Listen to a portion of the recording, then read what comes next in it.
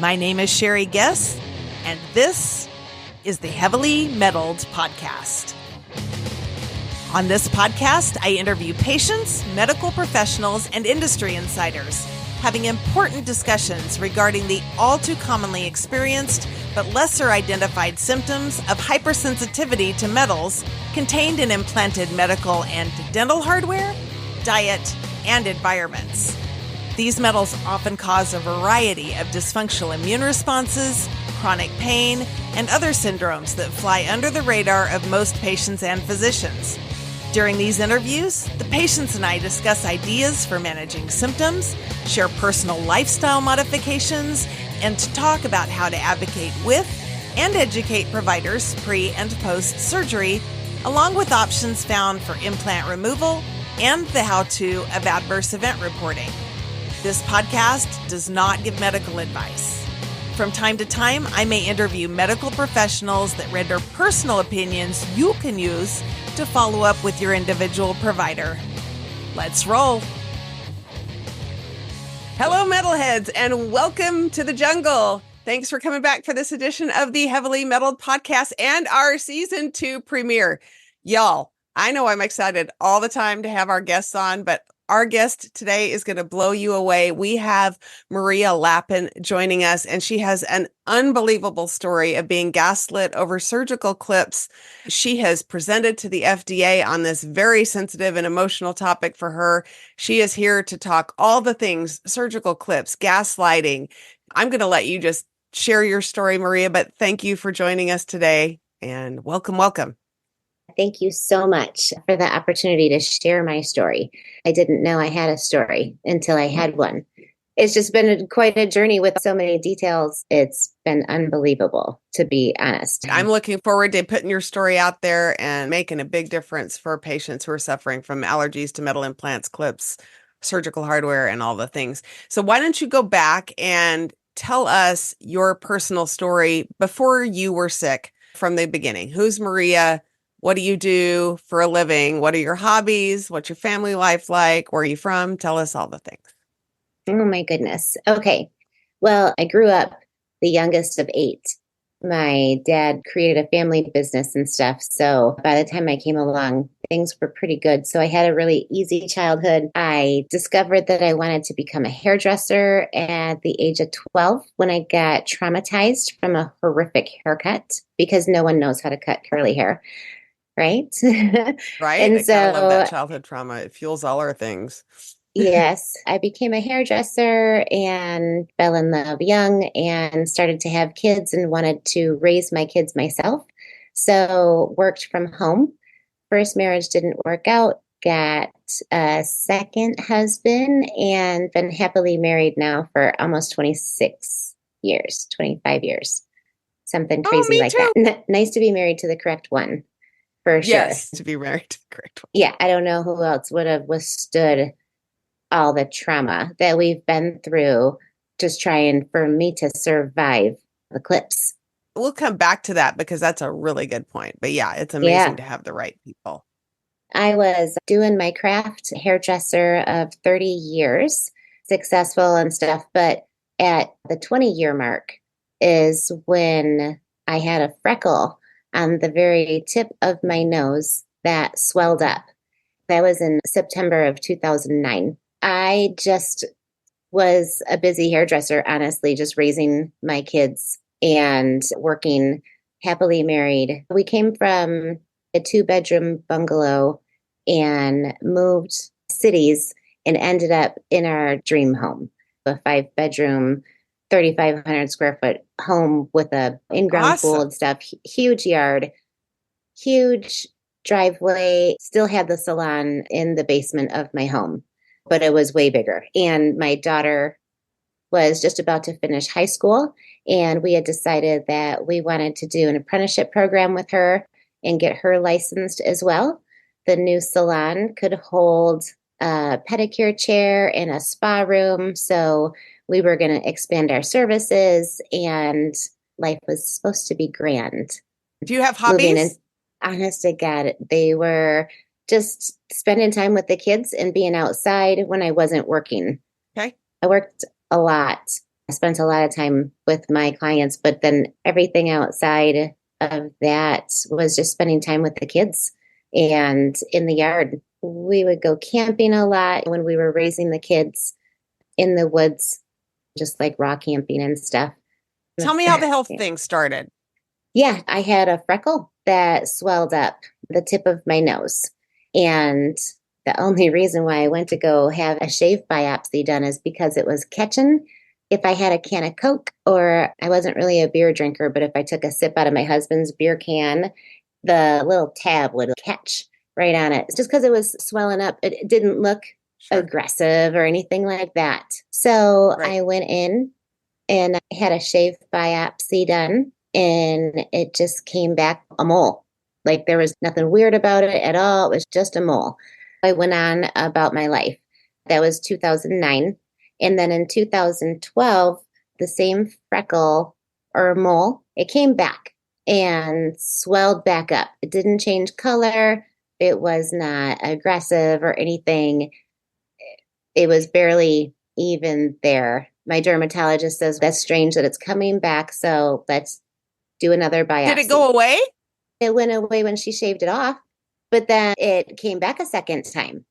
So that was 2012. And then 4 months later, it came back again and it was growing faster. She shaved it off again. So the normal dermapathologist looked at it and he said, again, this is not cancer. This is not anything. I think they did some other stains at that point. The dermatologist, I think, suggested that we get a second opinion because why would it be growing back? There was some concerns with why is it still coming back? It's not like you can hide it. It's on the tip of your nose, for crying out loud. Thank God it was on the tip of my nose because I couldn't ignore it. Right. So I went to U of M here in Michigan. I went for a surgical consult because they wanted to remove it. I listened to this surgeon go on and on about how they're going to remove like 3/4 of my nose and reconstruct my face for what possibly is melanoma. And I'm like, what? Possibly? I'm like, wait, do I have a diagnosis? Do I not have a diagnosis? Because at this point, now they're considering that it's melanoma. But the dermatologist doesn't say melanoma. But I mean, can't we biopsy this? Can't we know for sure before you cut my face? Right. At this point, I'm not reading the biopsies. I'm not reading any of the wording that's being used. I'm literally just listening to my dermatologist and U of M. So at the end of this consultation, this doctor says, what's possibly melanoma? And so I says, no way, I need to get a second opinion. This is when I go to Carmano's in Detroit for my second opinion. And this is when I first met Dr. George Yu. He checks me out and he looks at it. And at this point, there's nothing there because they had shaved it off again. It was very superficial. It was very flesh colored. There's no darkness or anything to it at all. So he's looking at my nose, pretty much looks like it does today. There might be a hint of a little discoloration, but barely, nothing like what might look like melanoma. He checks me out and stuff, and he looks at the biopsy reports and also said that they needed to check my lymph nodes in my neck. And when I got to Carmano's, Dr. Yu says, oh, we're going to do a skin graft, but we don't need to check your lymph nodes. The lesion is not that deep. And I said, okay, that's fantastic because I really don't want my lymph nodes checked. Like, we're not even sure what this is. It's confusing. We're not 100% sure. It was the first time that I had ever experienced a diagnosis of cancer. So, of course, I'm terrified. I want to equate my behavior to a child that's having a tantrum saying, no, it's not that. I'm not having it. I'm not going to accept this diagnosis. It's on the fence. So who biopsied and what did the biopsy show? Dr. Amy Cardillo continued to biopsy my nose, just a small shave biopsy. When I decided to go with Carmano's, they said, okay, we're going to move forward. We're going to do a skin graft now. Because if it's melanoma, they have to get like a big enough circle around it. And with it being right here on the tip of my nose, they says, we're going to take a little less than what we would like to, but you should be okay. And we don't need to check your lymph nodes. So I was okay with that. And then 2 days before surgery, they called and said, the team has met and we do need to take your lymph nodes. At that point, I had already been bawling my eyes out for almost a month straight. I had lost the most weight I'd ever lost in my life at that point because I was so stressed. I mean, I was crying all day long. I was crying all night long. Well, and I you're scared. was totally terrified because I Melanoma is was aggressive. accepting a diagnosis of melanoma on my face. I'm going in to have surgery at Carmano's. I'm being treated for cancer. And we still So don't I have a was, biopsy that's conclusive, right? no, we don't. But at that point, I'm not even questioning whether or not it's conclusive enough to where I say I'm not having surgery or anything at that point because this is my first rodeo with cancer and it's my face. And I have 3 kids. We just moved into our dream home. I And want to it's make a your life. mistake. You're scared for your It's, life. Melanoma yes, is aggressive. And we are taught initially to trust the doctors, to trust that's their right. experience. And so Especially why with should you have done Carmanos. otherwise? Yeah. Right. Yes. So I move forward and I have surgery. They do a skin graft. He cuts me here and here and takes out lymph nodes on both sides. And I move on to heal from that surgery. The only reason, honest to God, why I picked Dr. Yu is because he said that he didn't need to cut into my neck. The surgery was going to be a lot less aggressive. He says that he didn't need to remove my nose. He wasn't going to remove all of this and do a forehead flap like U of M wanted to do because that was going to be like 4 surgeries. A forehead flap, I'm not sure if you're familiar with what that looks like. I don't think I Horrific. want to be familiar with what that looks like. It's horrific. So he said, we just need to do a skin graft. We're just going to cut out a circle right here and do a skin graft. We don't need to do all of that. So that's why I But moved he's a forward head with and him. neck surgeon. He works for an Oh, oncology God. center. He's a Yes. professor, correct? What kind Yes, of he professor is. is he? He's an oncology professor. He specializes in placing adjuvants within the head and neck for head and neck cancers. So he Okay. specializes in placing things within us for cancer. And you would think he would understand what that means. We'll get into that in a minute, but you would think that he would understand the ramifications, good and bad, of everything he's placing. So he proceeds with the surgery, takes the lymph nodes, does the skin graft. Yes, I proceed and I'm healing okay. I go for my normal post-op visits to him, and everything seems to be healing fine with my nose and with my neck. But I have a lot of residual pain and stuff, and which is normal. How do I know how long it's going to take or how bad the pain's going to be with him cutting into both sides of my neck? I've never had lymph nodes removed. Prior to your surgery and prior to this coming up, what was your health like? Did you have any health issues at all? Had you I had any didn't surgery? I didn't think that I had any major health issues, but I was struggling with a back issue. I got a horse when I was 9 years old. I had a horse until I was 22, until my daughter was born. And you're not a real cowgirl unless you get thrown 7 times. And Oh, I was probably trust me, thrown. I'm a horsey girl myself. I've been riding since I was 2, and I can't ride at the moment, but yes, I feel you. I was a Right. barrel race. So we get thrown, we fall off, we're screwing around. They get wild. And so I damaged my back multiple times. I have been thrown. And then I became a hairdresser. I never worked out. I would never go to the gym. I was active with my kids, would go rollerblading, would work in the garden, stuff like that. But I never really focused on my core to keep my back strong. So Hmm. then I just became a hairdresser. I'm standing there 10 hours a day, 6 days a week. I'm not paying attention to my core. I'm living on Yeah. crackers and cheese. So I didn't take care of all of that. So I started to have a back issue. I did blow out my back a few times. Now, when And you I say blow out your believe, back, are we just talking like rest and chiropractic adjustments, heat and ice kind of thing? Or did you have any surgery to your back so previous? no surgery at Okay. all. I had been repeatedly told that surgery would not fix any of my issues. But my back blowout, which is so strange, I don't know who you are.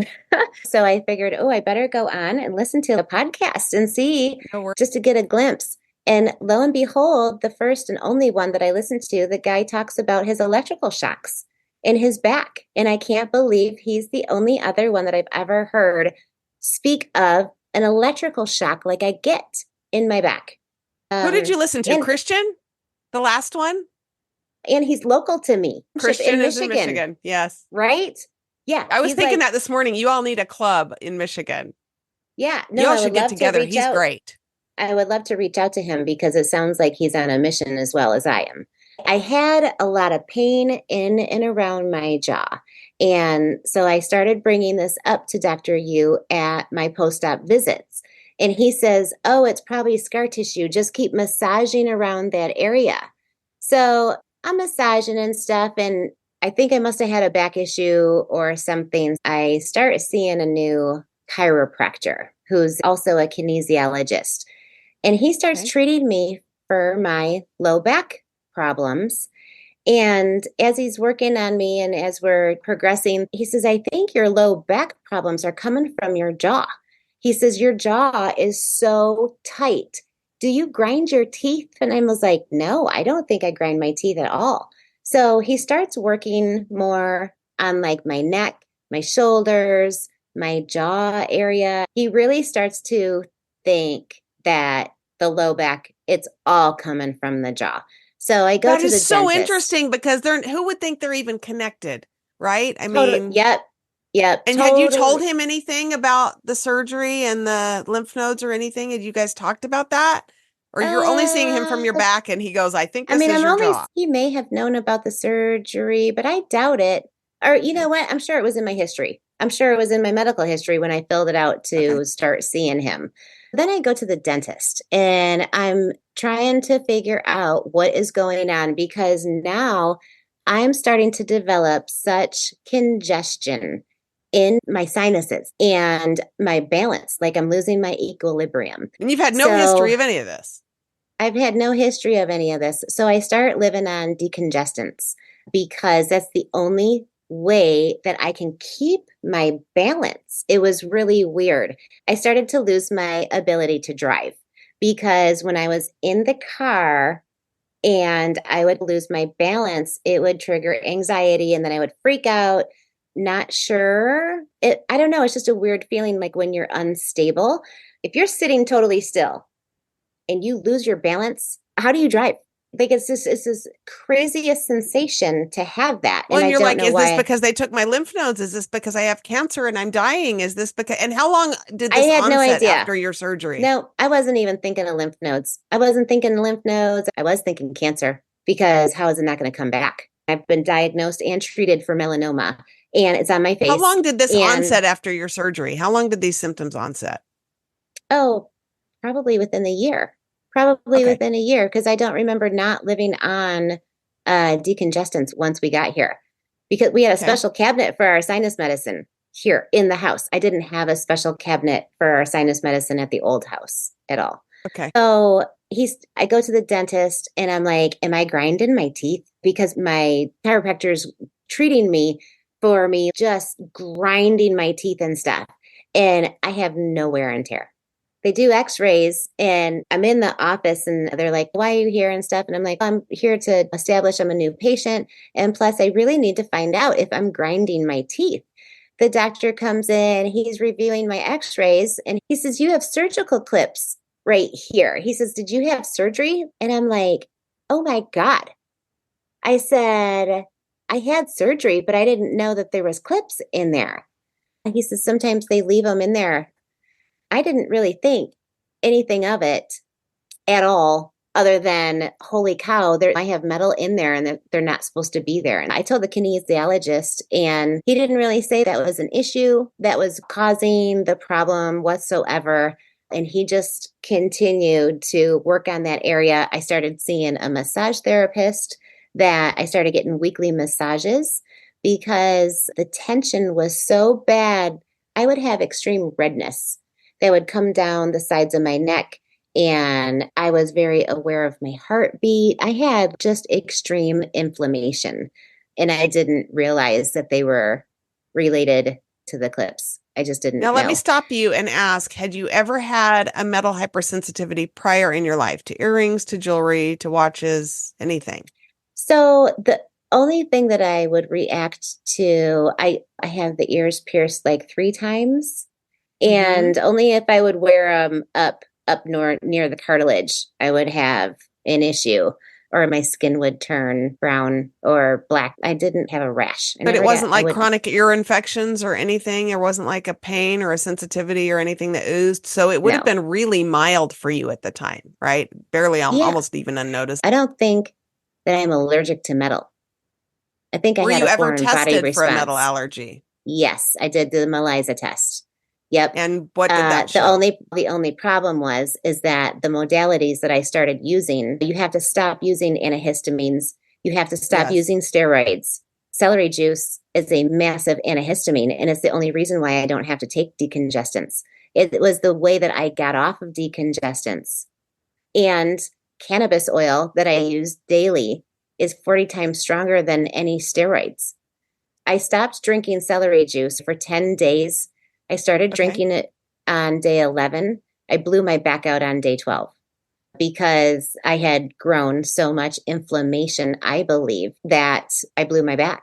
Even the cannabis oil, I cut down to about a third of what I was taking. I couldn't stop completely because my blood pressure goes through the roof. I will die without it. So what did the ELISA test show? Let's see, 2 is allergic, right? I was 1.8 of titanium, 1.6 of nickel. Okay, so it was under the threshold for a diagnosis, but it was reactive. Probably because you were still on some cannabis. Yeah, I was shocked that the surgeon actually moved forward with my surgery because she diagnosed me with metal hypersensitivity. We'll talk about that in a minute, but I would consider that a positive result as well. I've had some low positive. If everything else is super low and then it's just under the threshold, but there's an extenuating circumstance, me personally, I'm not a medical practitioner. Please consult your doctor. But for me personally, if that was my result, that would be a positive reaction. So yeah, I get it. But titanium and nickel. So interesting. Okay. So you find out you have these clips. So, where do you go from there? Yeah, I just continue on trying to manage. I didn't really think that they were causing me all of these issues. They tell me that they don't cause any issues. Who had you asked about it? You said your kinesiologist said they weren't an issue. Did you ask anybody else? No, he didn't say that they weren't an issue. He may have said that some people have issues. I honestly don't really remember. I know he knew of them, but he wasn't ever saying, oh, you need to get these out, or this is why you're so tight all around here. And if you're so tight here, it's putting way too much stress on your low back, and that's why you keep blowing it out.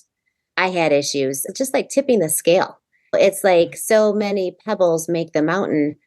It's not just 1 or 2 pebbles, it's multiple pebbles that make the mountain. So I think that's what the problem is.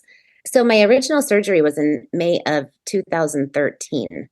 And in 2016, I developed another lesion on the edge of my skin graft on my nose. And when I first went forward and had surgery, I had someone reach out to me and tell me that I needed to check out cannabis oil. Because if the cancer comes back or if I ended up in a fight for my life, I needed to know that cannabis oil was a viable option to eliminate it. So I started researching cannabis oil and how to make it, how to use it, how to ingest it, what it took to fight cancer with it. Along the way, I also learned so much about how to holistically fight cancer because it went hand in hand. So when I developed another lesion, I made cannabis oil. I was at the point it had been 3 years. I had done enough research. I was taught how to make cannabis oil, and I started applying it topically to my nose. And I started to ingest it, very low amounts. But I was applying it. I put a Band-Aid over my nose for a couple of months, and this thing was still growing. And I'm like, this is insane because everything that I have learned has been cannabis oil kills cancer cells. Why is it not working for me? So I went through some personal shit because I'm like, how can this be wrong? I feel like he gave us everything that we need to survive. And how is this not working for me when I've read so much it helps with so many other people? Now, when were the clips placed in your neck? How far back? 2013. So they were in now for 3 years. Yep. Okay. The clips were in. My skin graft had been healed. I didn't Yep. know about the clips. It's Yep. 2016. The lesion comes back. I put cannabis oil on it. I Doesn't work. decide it doesn't work. A couple months goes by. It's December. I'm like, got to get a biopsy. I got to Yep. see, what is this? Am I fighting for my life or what am I doing? So I get a biopsy. Now, this is the first one since my melanoma diagnosis. This one, Yes. he absolutely does extra stains. He makes sure inside and out, this is not melanoma. He goes above and beyond to prove to my dermatologist and to me that this is not melanoma. That's the report that my dermatologist gets back. I don't go anywhere. She doesn't suggest that I go anywhere. We don't go anywhere for a second opinion. I don't go back to Carmano's because it's not cancer. It's just this big It's thing on my nose, it's blinking on just and this, off. yes, it's just a lesion again, just a normal mole. I heal. And at that point, I'm like, it's not cancer. That's why it wouldn't go away. That's why the cannabis oil was not making it go away. He absolutely gave us all we need. And then I was like, well, it's time for me to get a mohawk because I got to start my bucket list. So that was 2016. 17, we have a flood in the house. We end up having a nightmare construction project. And the stress is so bad that at night, when I'm like debriefing my husband, telling him all the bad things that happened all day long, my blood pressure is going sky high and my neck is just killing me. And so I have to stop talking because my neck can't handle the stress. It was the craziest thing. You're So describing the perfect symptom picture that we see with metal hypersensitivity, which is in many people anxiety, POTS, massive POTS out of nowhere, which would have been the wobbliness and the instability. And you're not the first person that experiences that. That's really common, but you didn't know that. okay. No, I didn't know that. Are you just hearing this for the So first time right now? I am. POTS. It affects your blood pressure. It affects your wobbliness, the anxiety. All of these are primary symptoms of metal hypersensitivity. You're a textbook. The wobbliness, the anxiety, the sinus. When you have the metal hypersensitivity, it affects your mast cells. Your mast cells are degrading, which affects your histamine. That was your congestion. So you're just textbook, but you don't even know that at this point. No, didn't even know it Mhm. at all. Nope. The construction leads me to blowing out my neck. I am like, wake up one night. I'm not even waking up because I didn't even go to bed. I am like in dire pain one night. Can't even lift up my head. I have to hold my head and I have to prop it up. My neck can't be tilted whatsoever. So 2:30 in the morning, I can't handle it anymore.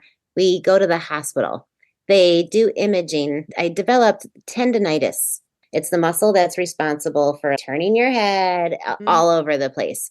So, tendonitis in that muscle. And now I have a big image of these clips. There is one here, there's two here, one here, and two here. And Why all the way down I'm there? because when they went to go do the skin graft, they injected the tip of my nose with this radioactive blue dye. And where the dye goes, that is the first lymph node. It'll go to the first lymph node that cancer would likely spread to. And that's the lymph node Okay. that they take. Because Okay. mine was at the tip of my nose, it went both ways. So that's Okay. why they took out lymph nodes on both sides. And apparently it went to three lymph nodes, So which, crazy. Let me blow your mind yeah. real quick. I have a cervical fusion. I couldn't hold up my head either at all. And I wound up in a hard neck brace for 6 months because I couldn't handle the weight of my head on my spine. So same Oh thing. I know my, exactly what you're talking about with that. oh my gosh. Wow. So I see these clips and they put me on steroids. I can't physically handle steroids whatsoever. I thought I was going to die on them. Well, you're It already was anxious from the hypersensitivity reaction to the metal that you don't know about yet. And right. now they're trying to jack you up even more. Yeah. Like I had to take a handful of Benadryl with every steroid. That's what would help me manage the effects of the steroids. I decide to go back to Dr. Yu and tell him I got to get these clips out because I believe that they are the cause of my extreme allergy issues. because how can they not be causing all this inflammation? How can they not be causing the redness to come down? I went to an allergist because my sinuses were so bad. My congestion was so bad. And he Yeah. explained to me that when my sinuses in my sinus tissue are inflamed, that sinus tissue goes all the way down to here. So this tissue being inflamed is going to make me more aware of my heart as well.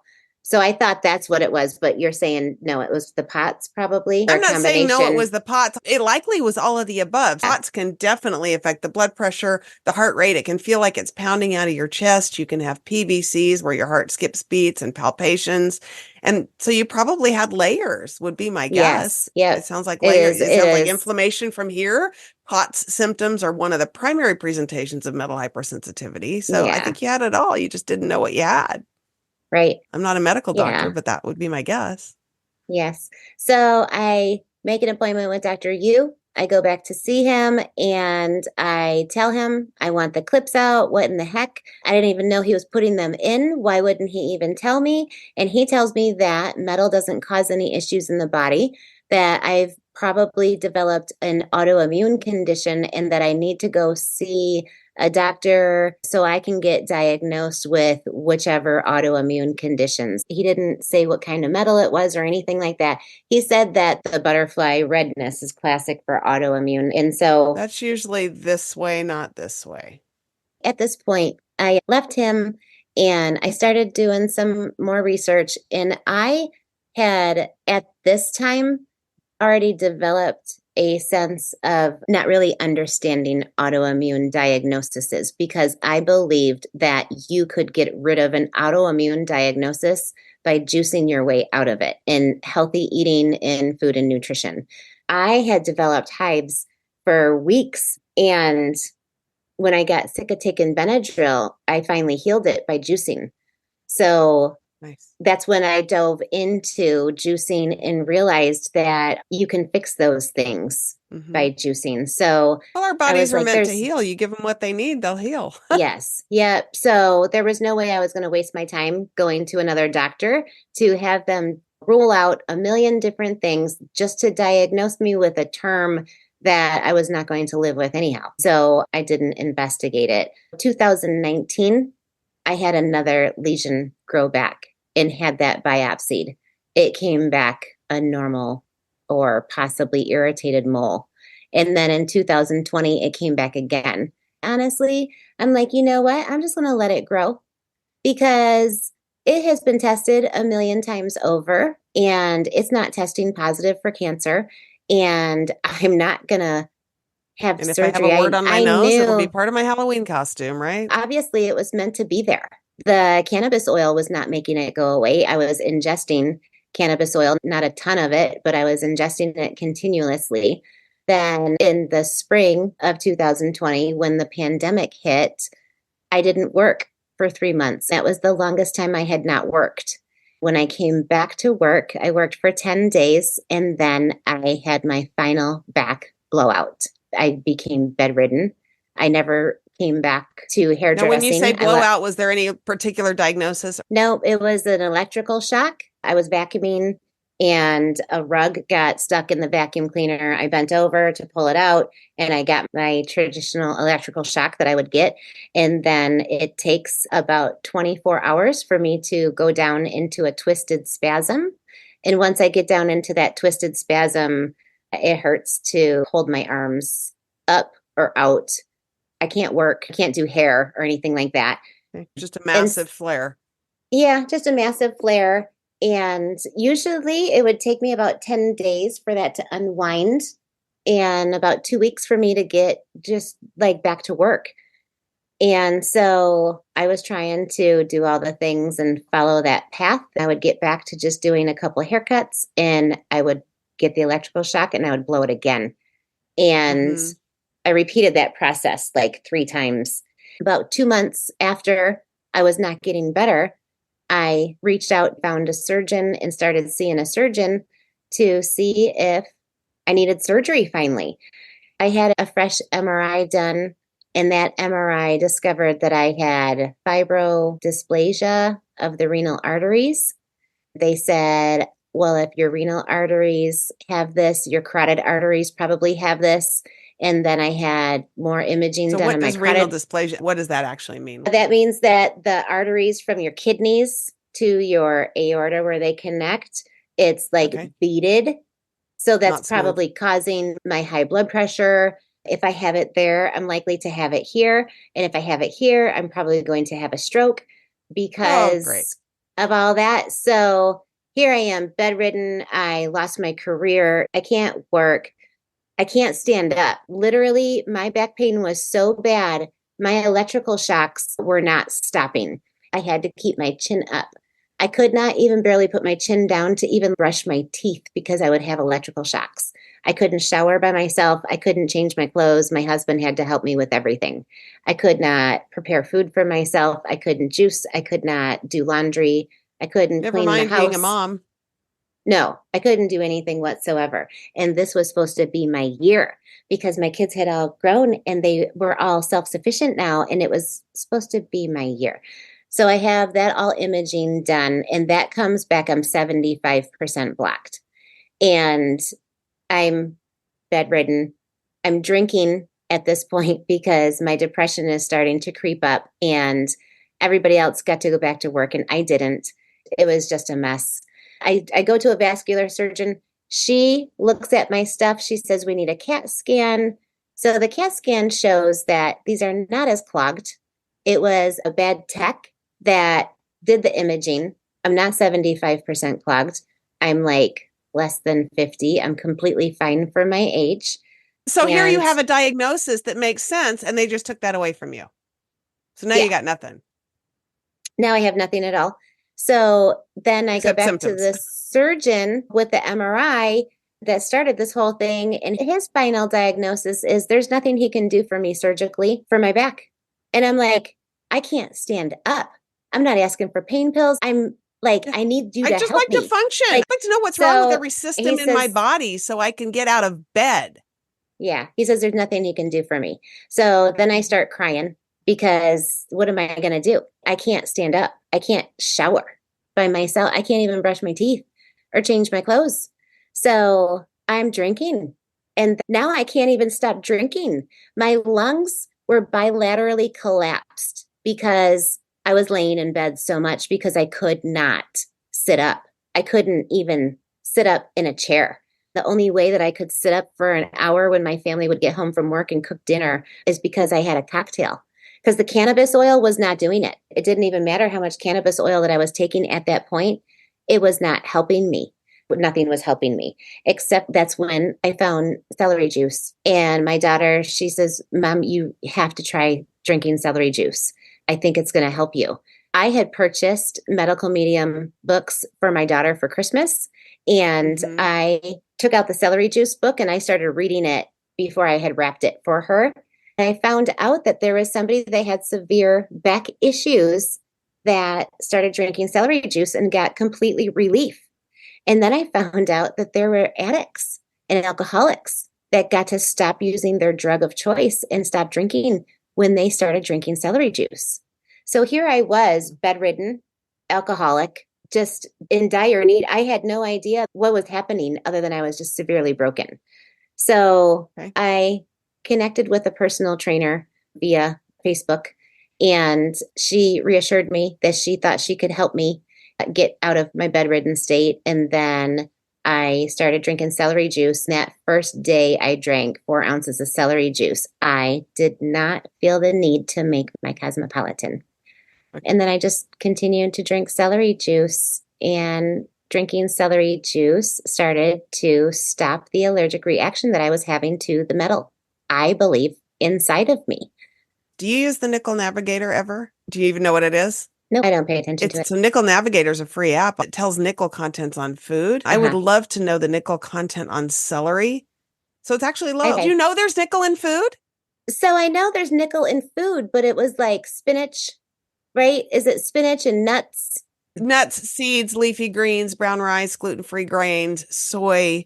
A lot of the leafy greens are super high in nickel. The ones that aren't are Yeah. like just celery, which is not my vegetable of choice. I'm not a big veggie person. I'm more of a carnivore Yeah. because that works for my body. But that's interesting that you could handle the concentrated celery juice. That's what I was thinking as you were saying that, is what about the nickel content in celery juice? Turns out it's very low. So, wow. Mm-hmm.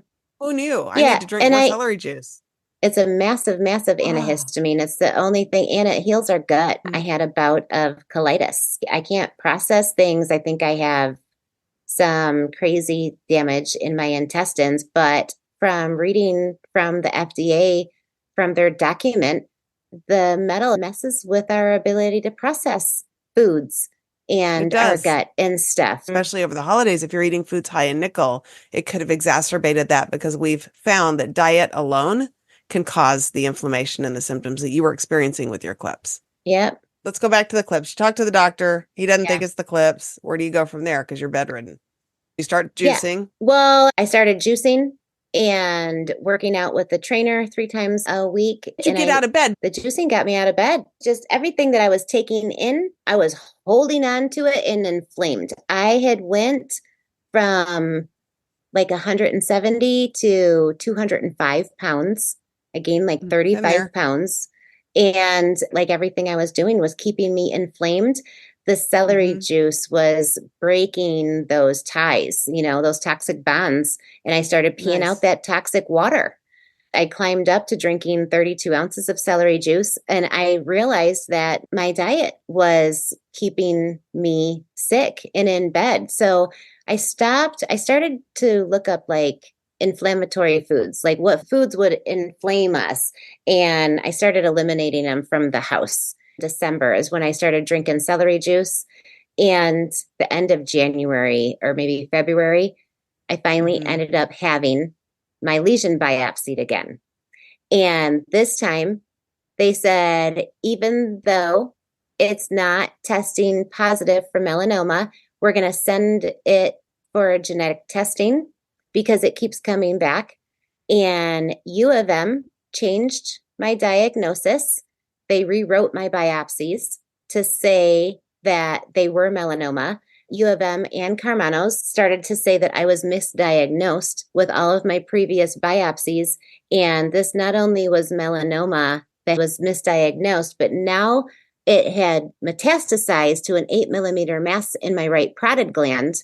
And my life was in danger. I needed to move forward for sure this time. Do you have a copy of that imaging that showed said mass in your neck? I do. And I do have a mass.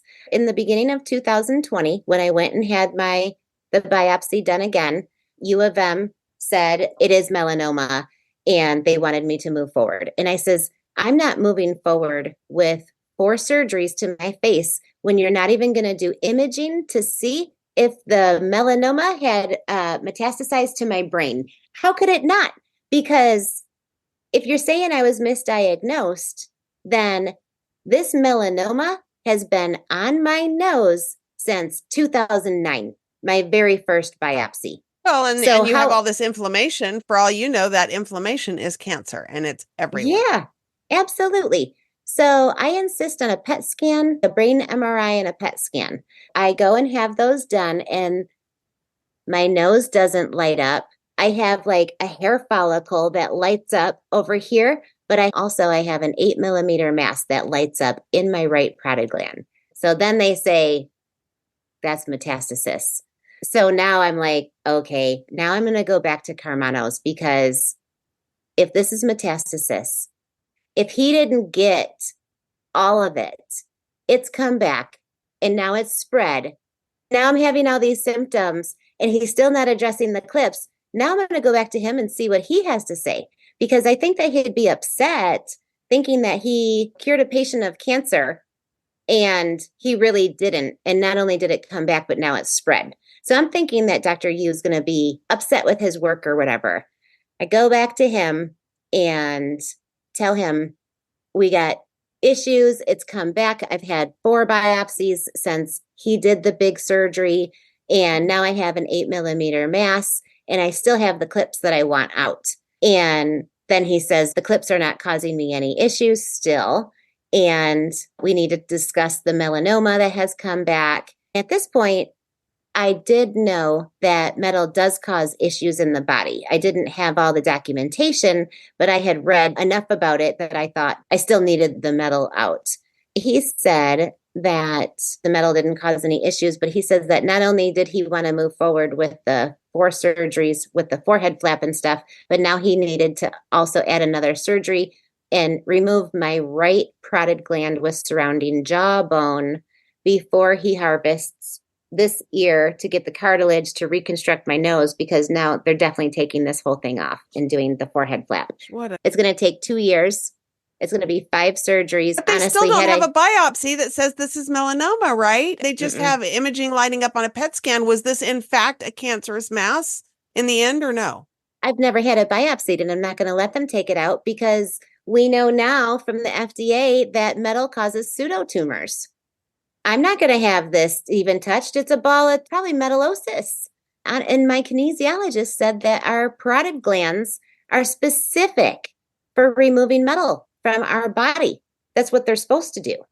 There's a supplement that I was taking, PMG Parotid, it's called, from Standard Process.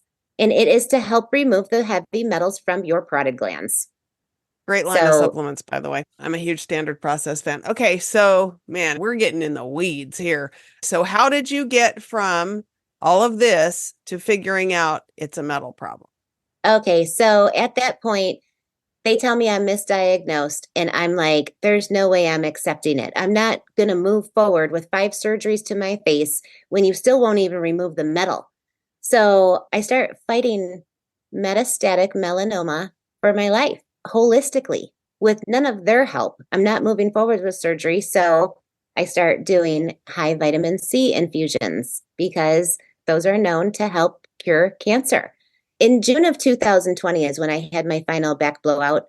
August of 2020 is when I dove into my cannabis passion.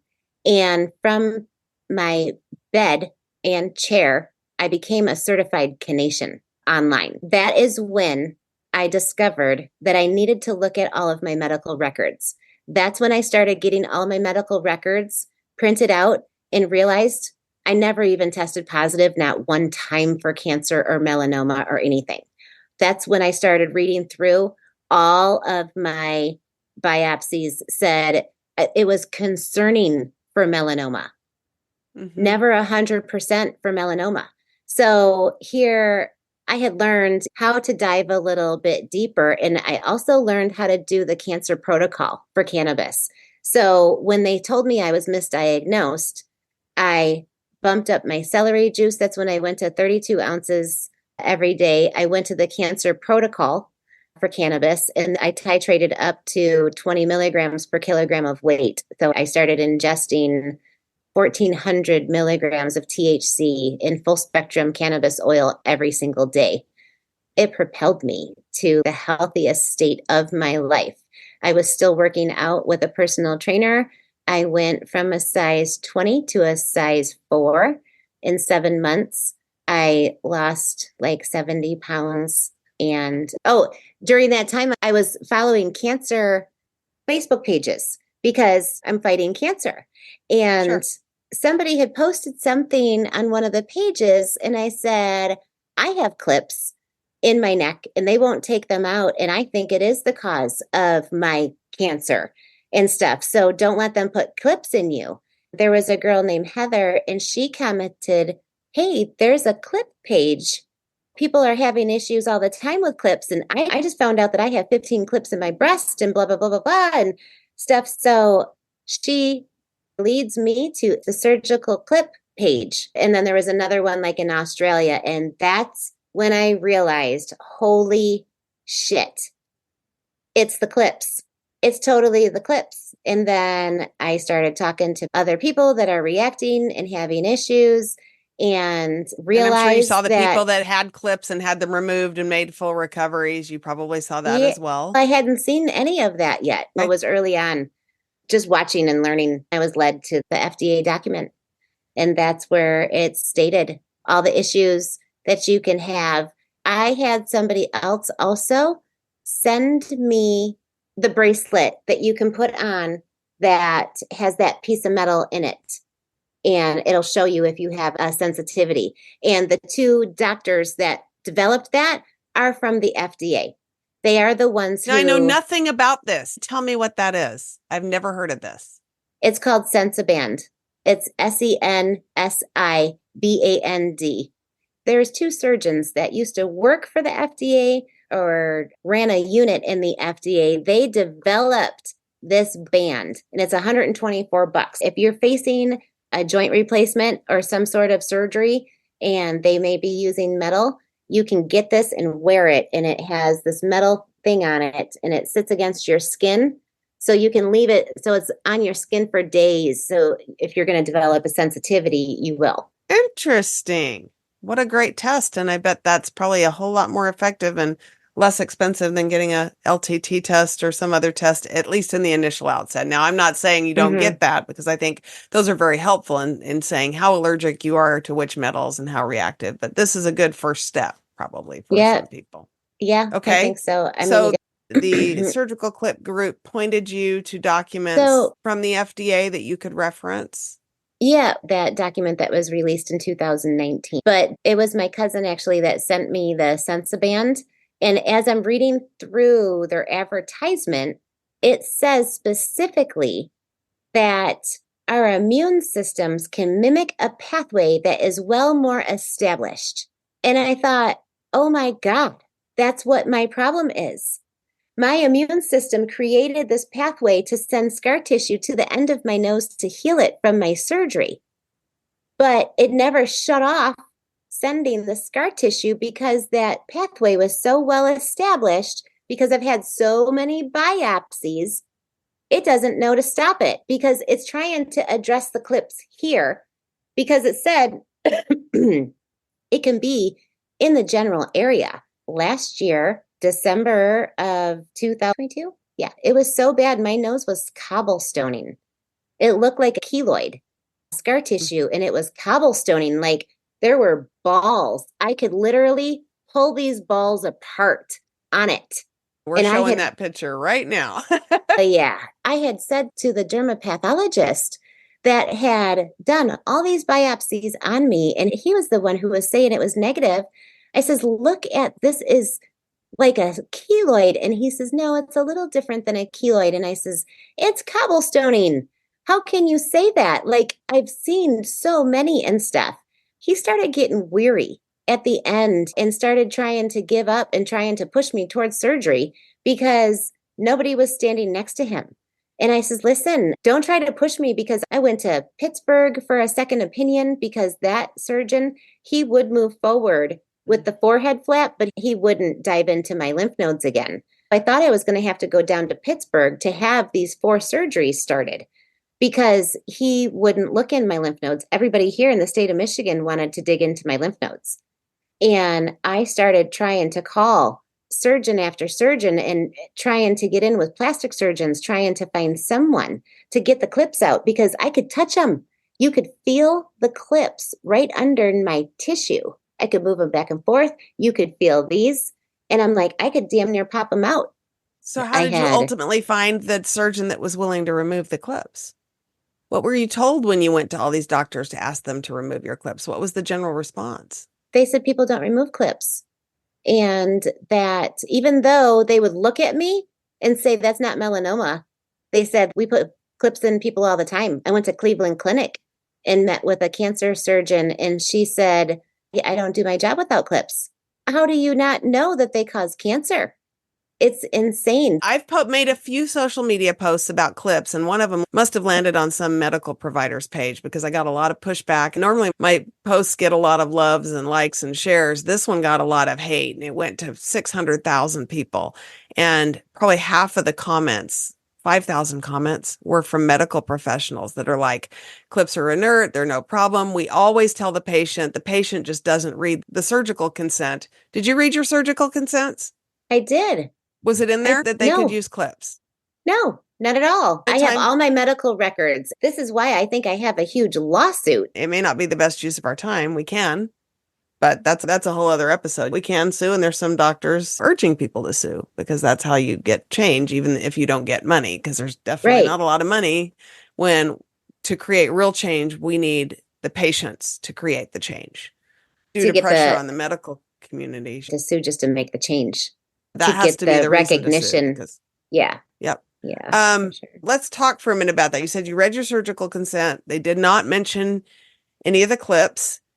You weren't pre-screened for metal hypersensitivity, correct? Never a Not at question, never all. even a discussion.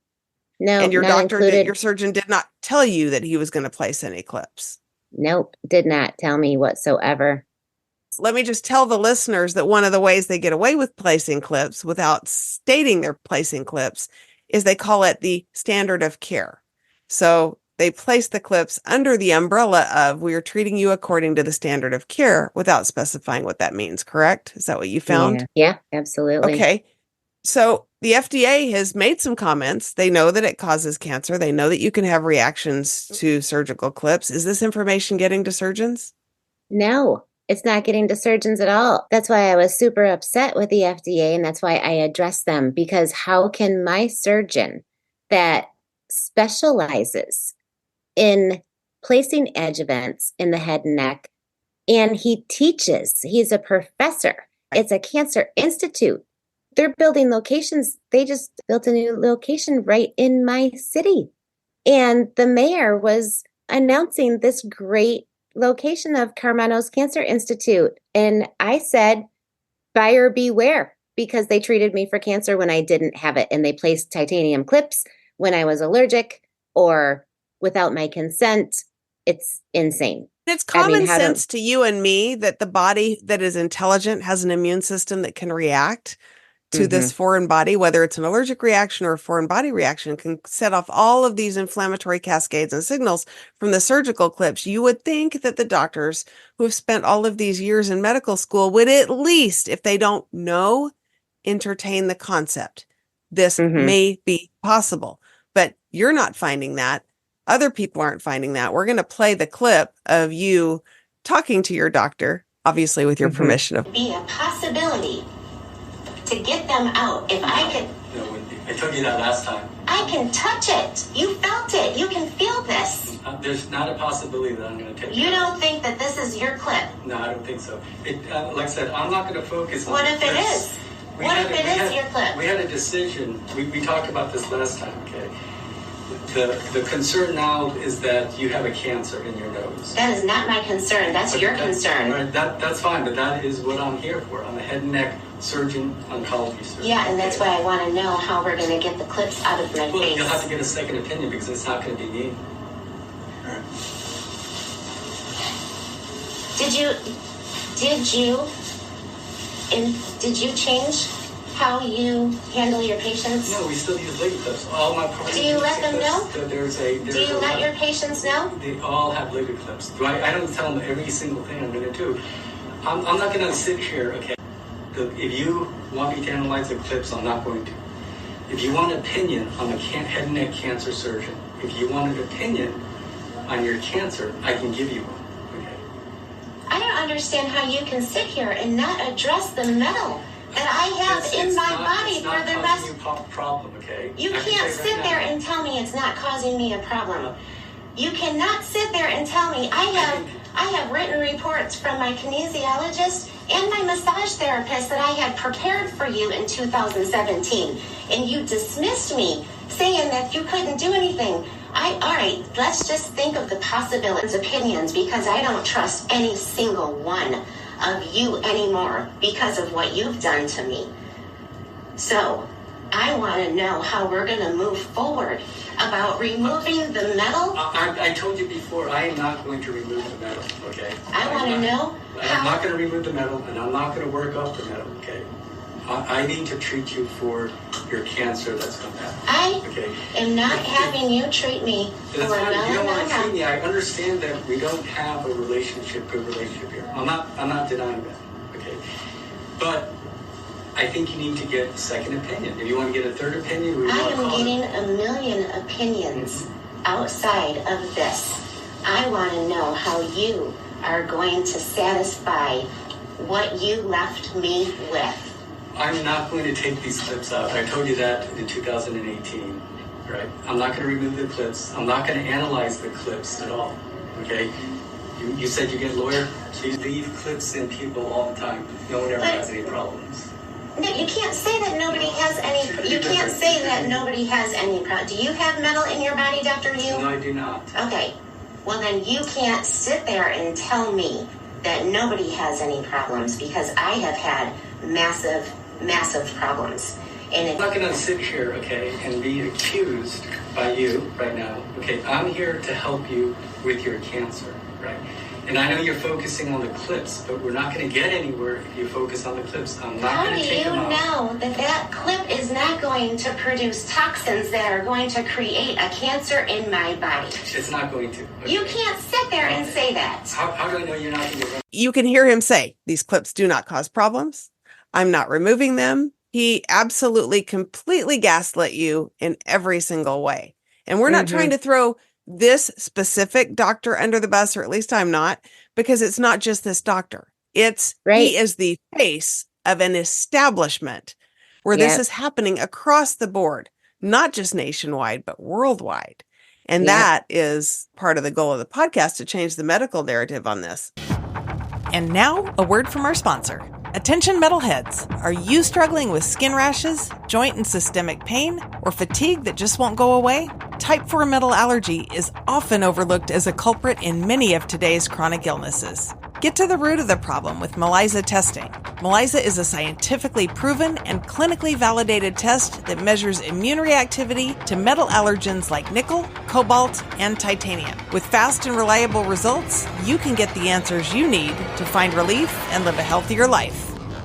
Don't let metal allergies control your life any longer. Visit melisa.org to learn more and schedule your test. Trust us, you'll be glad you did. Melisa, a valuable diagnostic tool in medicine. At what point did you have your Melisa test? Where were you in the process when you had that? Well, I realized that just by contacting surgeons, I had even reached out to plastic surgeons. There was a surgeon local to me that she started removing breast implants because she developed breast implant illness. And so she had hers removed, and then she started removing all of her patients. And so I thought, this woman is surely going to understand where I'm coming from. Yes. How could she not? And so I went in. Now, this was like the third plastic surgeon that I had met with. And the other ones, I had to lie to all of them to get in, because calling and trying to explain why I wanted to come in, they just said, no, you can't even come in for an appointment, not even a consultation, not even a conversation. So I started to lie. I mean, I had lost 70 pounds. And aren't they here for us? We pay them. We have insurance. Yeah. Aren't they here for us? You would think. So I says, okay, I need a facelift. I would like to inquire about getting a facelift because I lost a lot of weight and stuff. So I went in to see this surgeon who removes breast implants. And I start telling her that I would like a facelift. And I said, I just wonder, I have these clips. And I says, will you be able to take these clips out when you tighten up my skin? Because they're right here where you're going to dig. And so then I start to explain to her. She says, no way. She's not qualified for that, and blah, blah, blah, blah, blah. Did she dismiss the symptoms, or did she just say, I'm not qualified and I don't know? She just said she wasn't qualified. She said I needed a vascular surgeon. She's not a vascular surgeon and stuff. Okay, so that's honest, though, at least. Yeah. So she just would not. And then I tried to get into an ear, nose, and throat doctor to see if they could start addressing my inflammation and then relate it to the clips, but they wouldn't see me. How did you ultimately find a doctor to remove the clips? And how long did it take you to find the doctor? I guess I didn't even really start searching to actually get the clips out until I found out that the clips were an actual issue. And it wasn't that they were exactly what was causing my lesion to grow. So I probably didn't start really looking until 21. So it took a year and a half, maybe, to find them. And it was Amy. How many doctors did you talk to in that time? Probably a total of 10, maybe 15, trying to get in. Just there in Michigan, or did you send just inquiries here out to? I did go for the consultation in Pittsburgh, and I went for the consultation in Ohio. The one in Pittsburgh was going to do it, but I didn't want to move forward with those 4 surgery. How did you find the doctors anywhere that were Oh willing to my even God. entertain? Okay, so let me back up. I started treating myself holistically for cancer, and I started doing the high vitamin C infusions. They were very costly, and the cannabis was incredibly costly as well. And I ended up finding somebody, or she found me, and she wanted to do a fundraiser for me. It was to help with the cost of the travel because we thought I was scheduled for January of 22 to start my surgeries in Pittsburgh. So we had a fundraiser to gather the funds because we were going to have to rent a house for a month. And just 2 days before that fundraiser, I had an ultrasound done on this mass on my right parotid gland.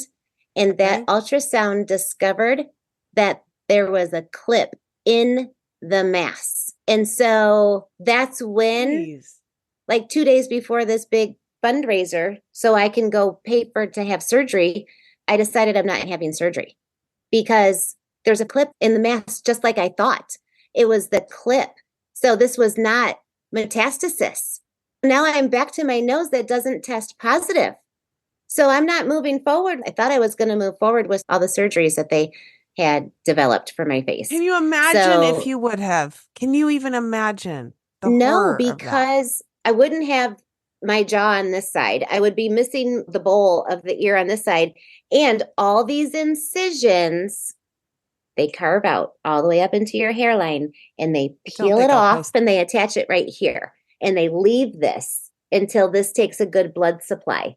So you're walking around, they pull this together and they stitch this really tight now because they've carved this piece out and they pull it off your scalp and they leave this attached. And so the second surgery, they go and they cut this off and they cut this off. And then it takes 4 more surgeries or 3 more surgeries to put your eyebrow back in the right spot and to oh my goodness. And it wouldn't have solved anything. Every single surgical incision would have scarred up and keloided because how would my immune system not continue to send scar tissue to all of that? Like it was doing to the end of my nose. And then would they have left more clips in those surgeries as well?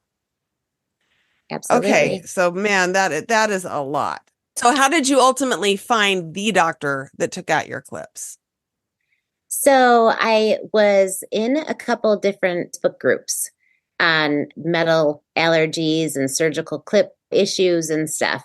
And thankfully, there were other people within the group that found surgeons that would remove clips from the neck. I reached out to a doctor that somebody had went to, and they took my case. It took 5 months for them to finally accept me. I didn't think it was going to happen.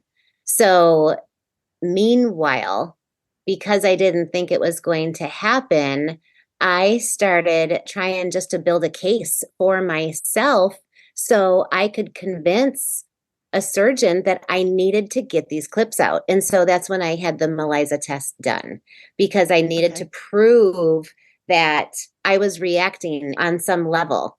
So I decided to move forward with that test and facilitated it. You have to do it on your own, have your blood drawn on your own and go and quickly mail it and stuff. So and for those listening, we have a whole episode with both ELISA and orthopedic analysis that offer LTT blood testing. Have full walkthrough with ELISA on how to do the test and order the test. We'll have one coming with orthopedic analysis, but you can get that information by going back to the podcast episodes. I believe ELISA's 8 and 9. Orthopedic analysis, I think, is 15, 16. So those are the episodes for those that are wanting to know about that. So you ultimately got the test. You found the surgeon. She removed the clips. Tell me how that surgery went. Yeah. So we live in Michigan and the surgeon is in Massachusetts. And so we had to stay there for quite a few weeks because I'm not driving at this point still because multiple reasons. I had to get an Airbnb for 3 weeks, pretty much spent every penny we had to stay there and facilitate this because it was costing me $1,000 a week to survive the clips and to not be bedridden. It's very expensive between the cannabis oil, the celery juice, and then the nutrients that I take as well. I do have medical insurance, and they definitely covered the surgery. They did. And all of that. They just don't cover the trip. They don't cover the Sure. lodging. The hospital where the surgeon is at is very high end. And so we couldn't stay near the hospital for the most of our trip. We had to stay about an hour from it. So we had to get hotel rooms for the night of the surgery. The surgery went well, but for some reason I developed a hematoma right away, and they had to put a compression bandage. She didn't want to make another incision up here. So what she did is she cut this incision and she made it longer. And then she peeled this up and dug. They had to get the one out here, but she really had to create like a skin flap and dig into this one. And the operative report says that she had to splay the muscle open. And I can tell you, I think I can feel it at times where she splayed the muscle open. So the surgery went well. We were discharged. She got all 5 clips out. We stayed at the hotel and then went back to see her the next day. I thanked her. I couldn't understand why she said yes when everybody in my state continued to say no. She says, well, you had a metal sensitivity. I had developed some massive symptoms right before I had these things removed, like the burning mouth syndrome I had developed. That was the tip of the iceberg. Because once your whole mouth is scalded like that 24 hours a day and your lips are so severely chapped and everything hurts and nothing tastes good, that is enough to make you lose your mind for sure. So go ahead and detail some of the rest of the symptoms real quick that you were having before surgery that we haven't already talked about. Just the inability to be rational is a massive symptom. You're quick to react because it's all about survival. When I was searching for my surgeon, I couldn't talk about the day. I couldn't discuss a recipe. I couldn't talk about, I'm a hairdresser of 30 years. I couldn't discuss anything about hair or beauty or fashion. So we have brain fog. We have memory loss. It's a waste of time.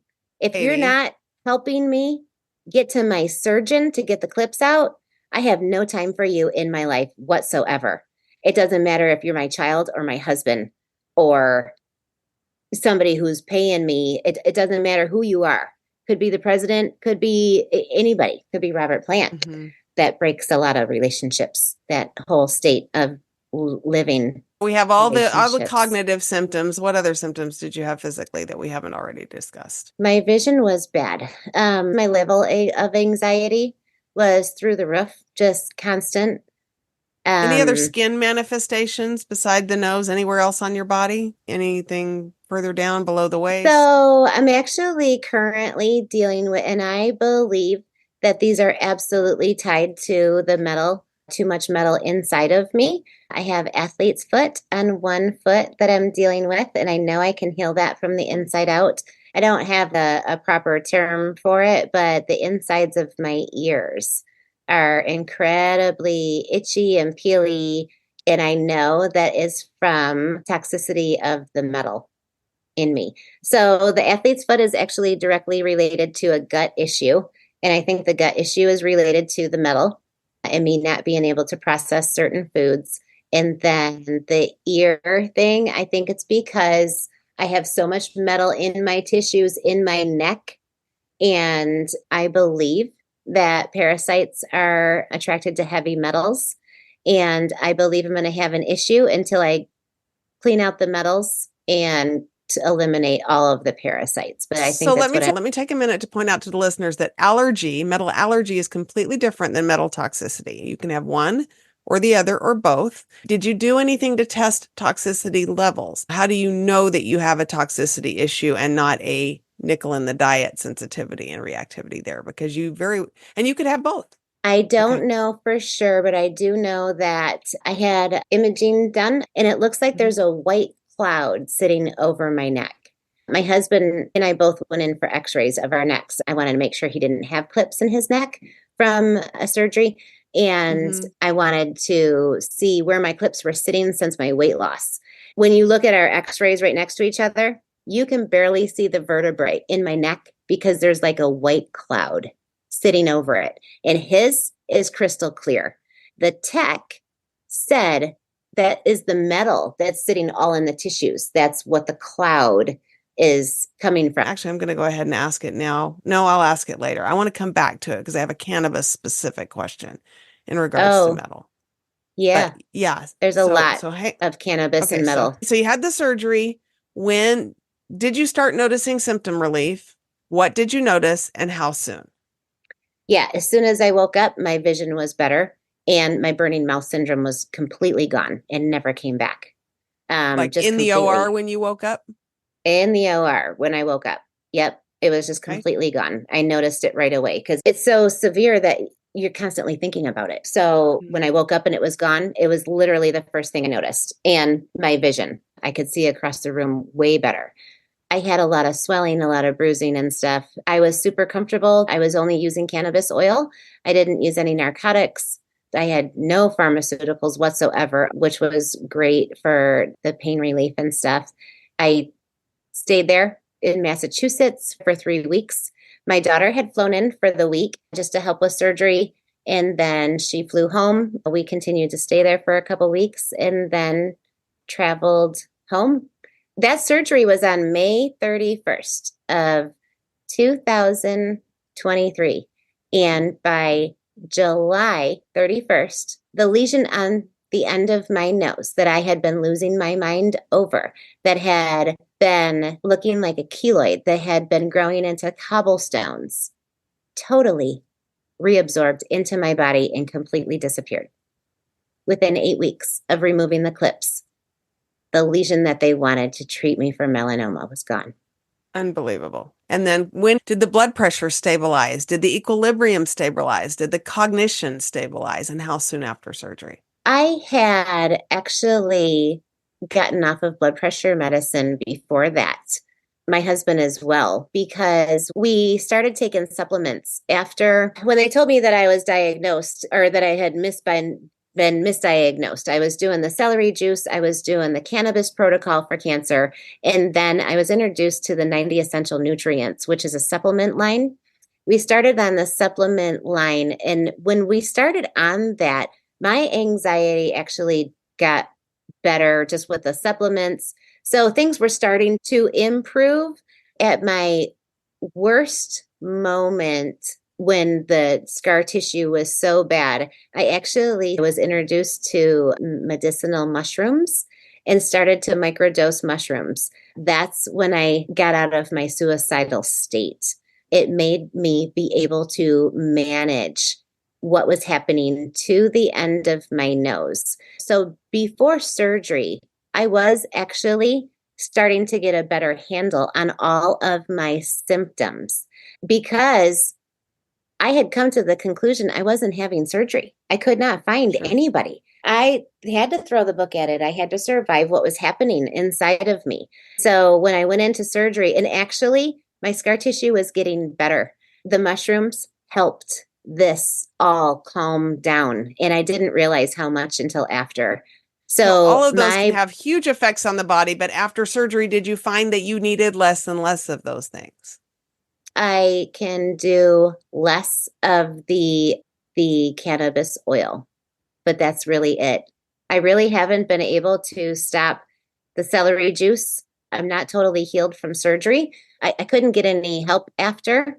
It took me 3 months to get a prescription for physical therapy here in Michigan because I had no support from removing the clips. Have you ever looked into like a zeolite, TRS spray, or infrared sauna or things to gently detox the metal? Or even chelation, I guess. Chelation would work well if you don't have metal in your mouth and you could do it gently. Or even chlorella is a good chelator. Cilantro is a good chelator. We find that with metal allergies, you got to be gentle. especially be crazy careful, work with a doctor if you have metal still in your mouth. But if you have no more metal in your body, you could start to potentially pull this out. And I wonder what that would do for you, obviously. I'm starting to try to dive more into that. I follow medical medium with his juicing and stuff. And I actually am just reading his book, Liver Rescue, because I know that has a lot to do with it. I think the zeolites are nice personally to maybe look at as well because they encapsulate the metal and pull it out that way without any redistribution. So that could be one way to go. And parasites for sure are something to look into. I just did an episode. He's going to come right behind you with the Better Health guy. We talk about all the things, and you'll want to catch that episode as well, as will the listeners, because we talk about his chronic illness and basically how to recover the immune system from an assault. Like it can be Lyme disease, it can be chronic infections, it can be mold. You mentioned that you had this water incident in your home. If you had a mold exposure and your home was that inundated with water, while your immune system is so reactive to the metal, you could very easily have that. And again, we're doing an episode on chronic infections. You may have some underlying Lyme or co-infections to deal with as a result of what happened with the suppression of your immune system or overreactivity of your immune system from the metal. Those are interesting things that we all need to look at. And so I'm excited for the next episode that's going to cover that. Let me ask you how patients can talk to doctors. Did you find some things worked and some didn't? You went in before you had your clips removed and talked to your doctor. That didn't go so well. We're going to play some of that. And oh my goodness, he actually said the clips don't cause a problem. I put the clips in all my patients. I don't have to tell them everything. Whoa. Isn't that unbelievable? Right. Yeah. So obviously that's going to make you blow up. If a patient's trying to get a doctor to cooperate with them and help, how is the best way, do you feel, for a patient to approach a doctor? And do you try to convince the ones that are resistant, or do you just move on and find somebody else? To be honest, every time in the past when I was addressing a doctor, it was for myself, and I was incredibly emotional because I was not well and I wanted my life back. It was very hard for me to put my emotions aside. And that can scare doctors. Oh, absolutely. I guarantee they all shut down because of that. If I find out that you are absolutely not even going to entertain anything that I have to say, I just get absolutely incredibly angry. I don't think that they do listen so far, except for the one that removed my clips. I think that they are ingrained to not listen to us and to have like a higher self, because how could we possibly know what we're talking about? We're not in the medical field like they are. They have the God done complex. all this studying, all this testing and stuff. How could we possibly have any clue what they know? They've spent years on it, and they might be 30 years younger than us. How could we possibly know more than them? So I don't think I've approached it well in the past, but I can tell you that this Thursday, I'm going with a girlfriend that I went to high school with because she realized that she should have never agreed to her titanium markers in her breast. And even though she watched me, said, hey, not everybody reacts, and I'm actually consenting to mine being put in and stuff. Now she's highly reactive. And it's only been, I don't know, not even 2 years. She's got scar tissue that's growing on the underside of her breast, like that was growing on my nose. So I'm going to go with her, and I'm going to bring the 150-page document from the FDA, and I'm going to hopefully non-emotionally teach this doctor that we need to move forward with clip removal and see if I can get a surgeon in the state of Michigan that will listen to us, because we have to have somebody here. Let us know for sure how that goes. You brought up something really important. You gave a testimony before the FDA, and we are going to play that. You were brilliant, and I thank you for that. First of all, you stated a lot of really incredible truths that need to be out there, truths that are not getting back to doctors, so doctors aren't learning.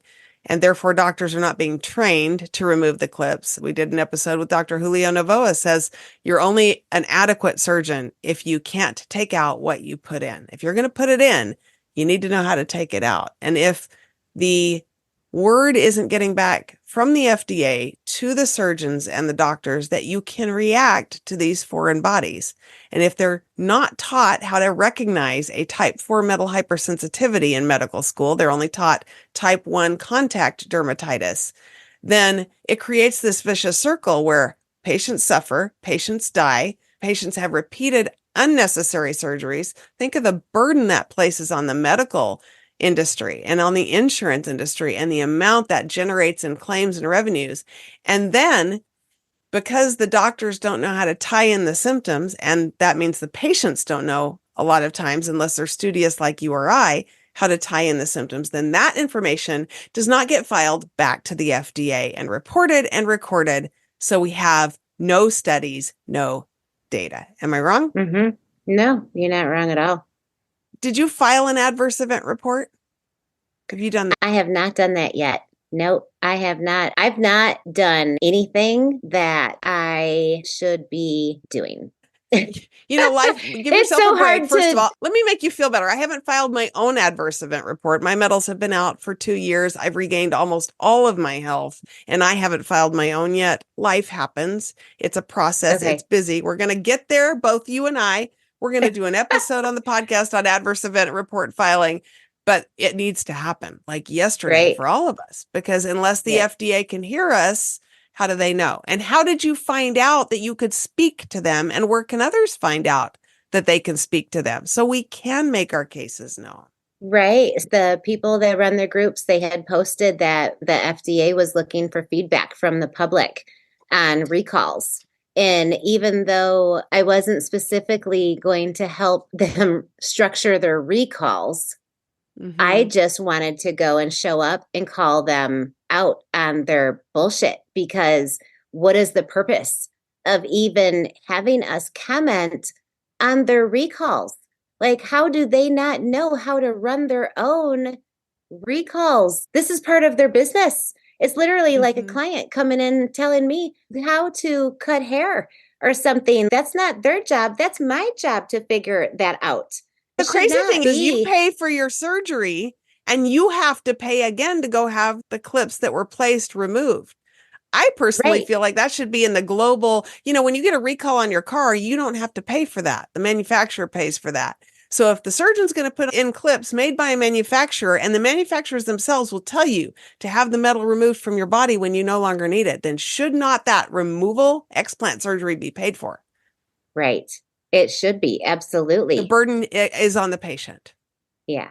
To prove, to explant, to bear the burden of testing, to bear the burden of having to self-diagnose, and all the trauma, and I'm saying that intentionally, all the trauma of the gaslighting and all the trauma of thinking you're dying while something is eating your body, all the trauma of not being a wife, not being a mother, all the life you missed out on. Where's the reparation for that? Right, right. And do you know how long it takes to rewire the brain?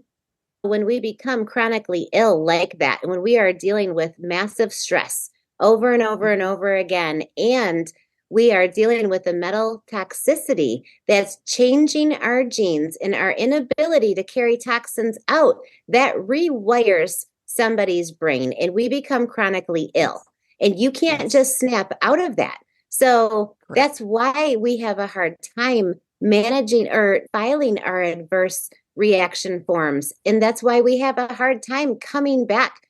Like, I have not worked my career that I did for 30 years, every day, every week, every hour, damn near. Like, I woke up doing consultations in my head before I even opened my eyes. I was trying to figure out how I was going to get through those clients during the day and what my plan was going to be for their hair.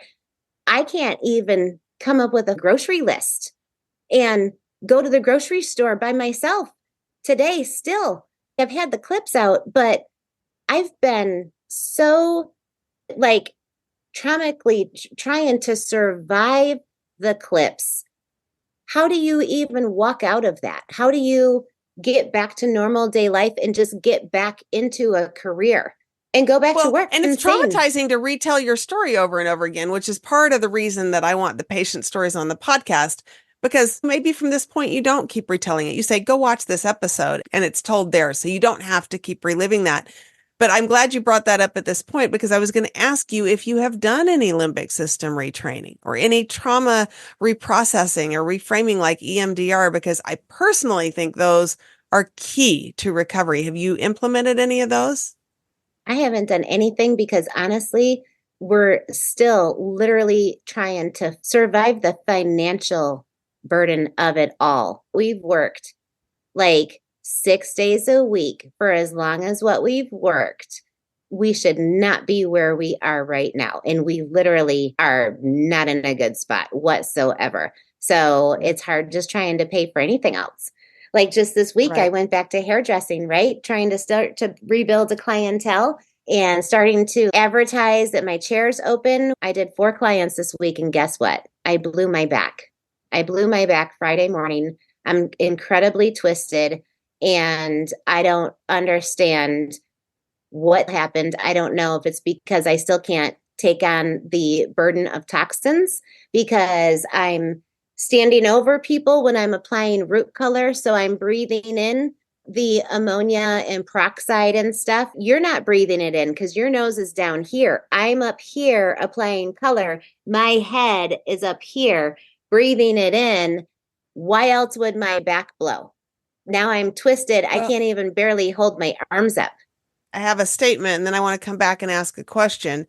My hair is my thing. These are not natural curls, people. I have the straightest, ugliest hair you've ever seen. But anyway, I love my hairdresser and we go way back. I used to be a hair show model way back in the day, but she owns the salon. It got to be a big salon. It was a Redken flagship salon. Redken only has a few of them in the country, and they came down, set up the salon, the whole 9 yards.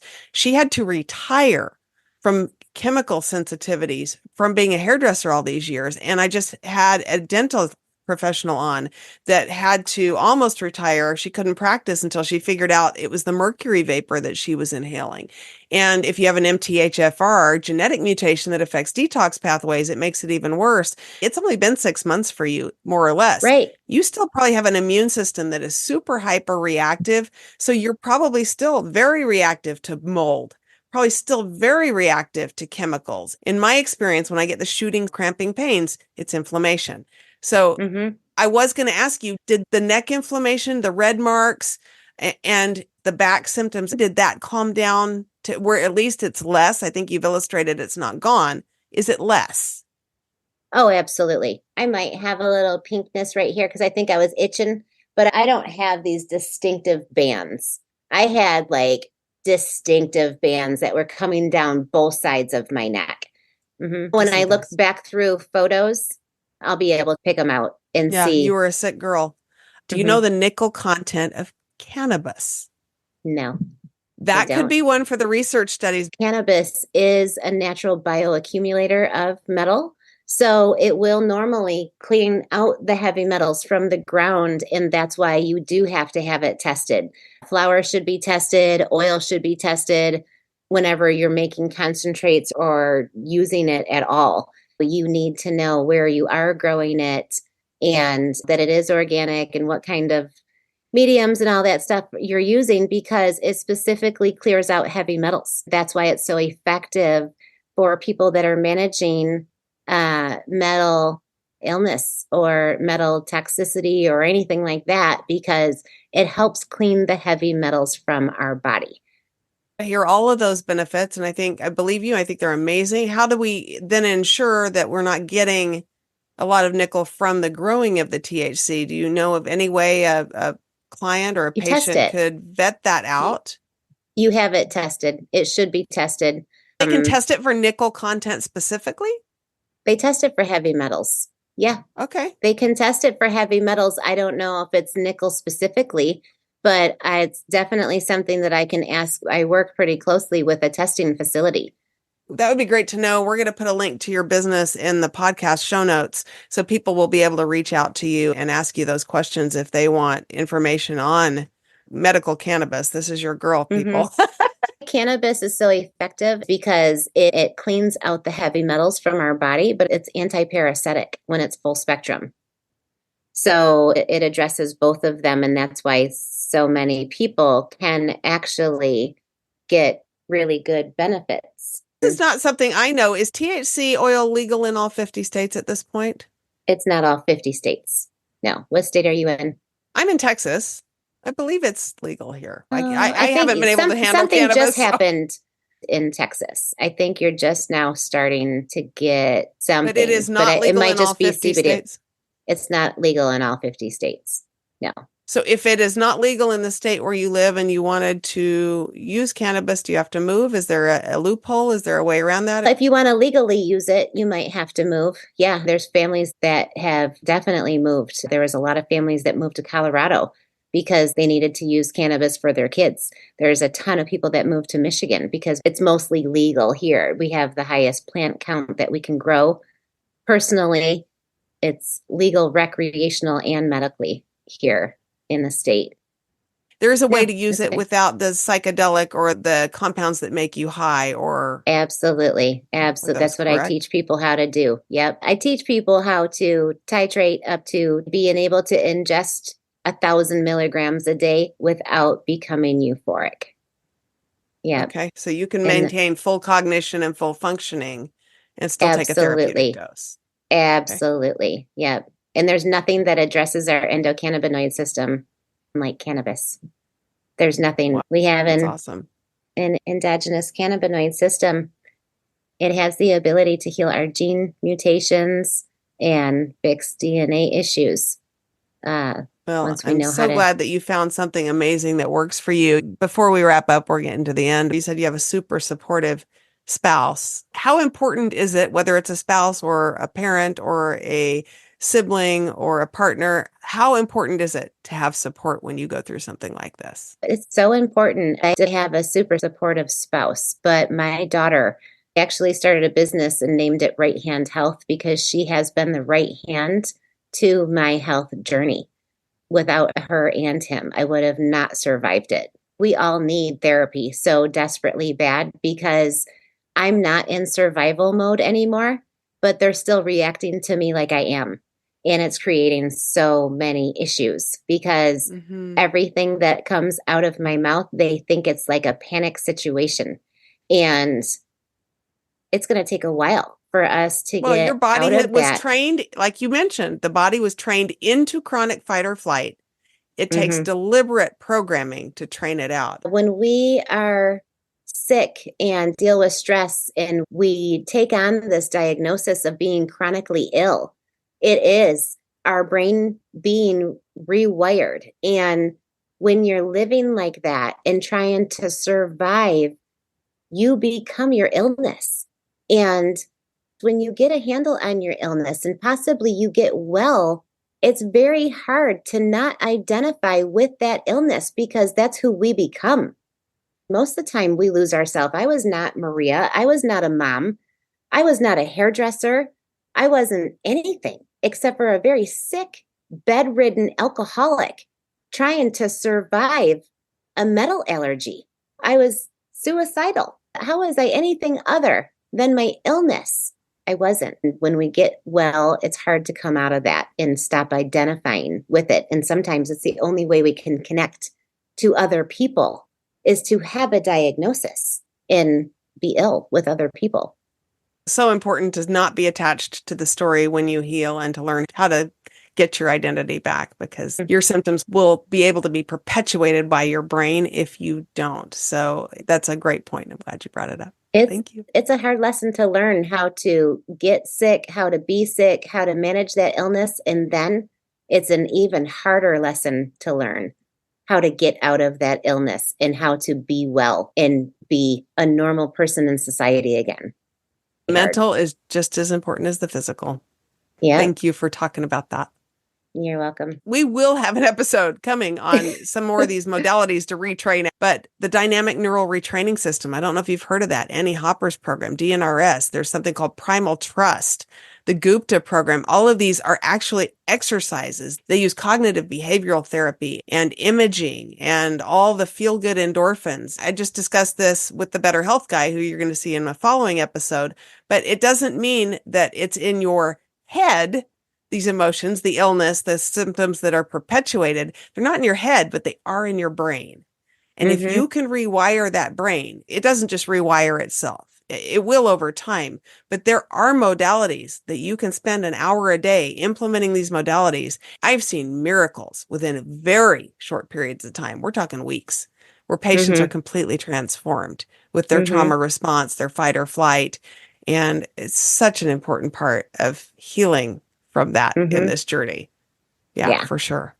Definitely. Is there anything that you feel like we have not covered that you want to share? There's so much. Go for it. You got the platform, girl. Yeah.